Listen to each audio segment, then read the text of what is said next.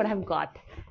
This is a collapsible tub. It has come in 3 sizes, which I love because I have small and large projects too. So let's see how it works. So if you see this, if you press it, yes, now you see the tub.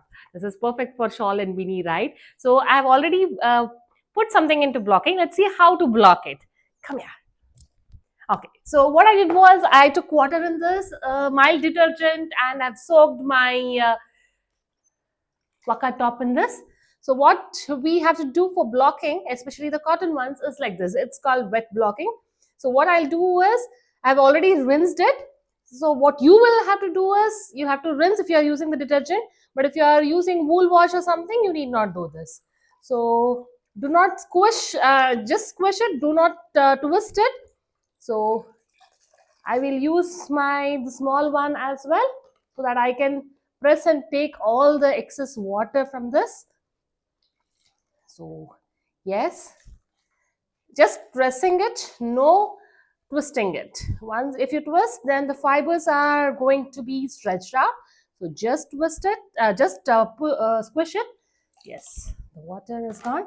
Now what you can do is to remove more excess water, use the beach towels. So put it across, open up your project, lay it, and what you do is, yes, just roll it and press. All the excess water comes onto your beach towel.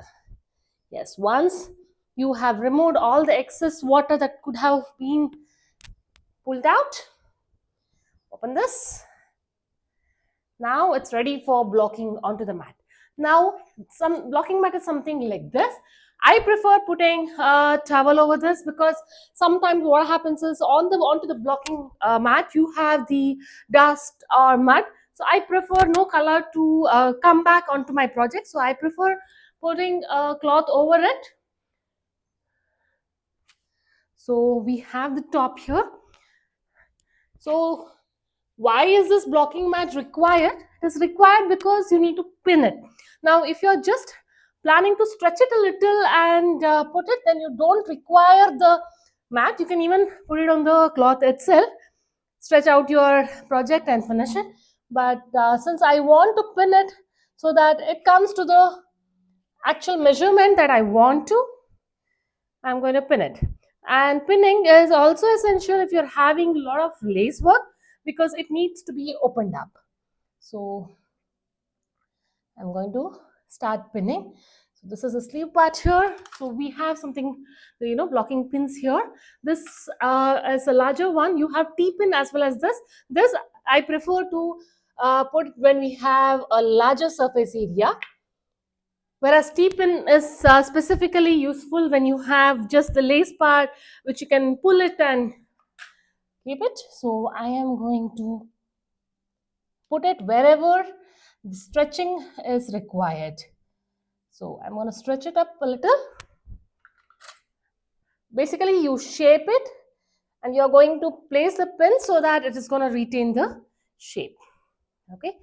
So if you do not require the shaping, you do not want it to remain in a specific shape, then you can actually just stretch it and leave it. Now, since I really want it to stay, the neckline to be perfect, I am going to pin at the neckline. Now, you need to make sure that your project is not color bleeding. Now, how to make sure that it doesn't color bleed? You can actually make out during the gate swatch whether it color bleeds. And if it's color bleeding, make sure you use a color block solution instead of the detergent so that the color does not get onto your lighter color. The darker color won't come onto your lighter color.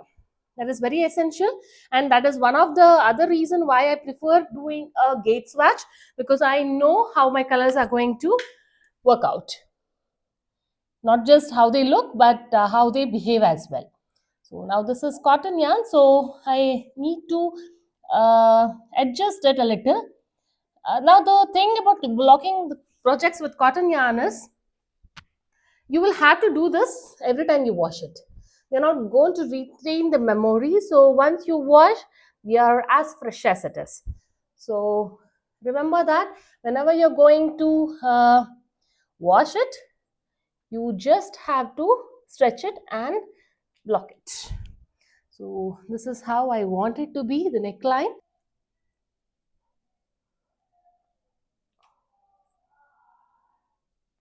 So we will be blocking it like this.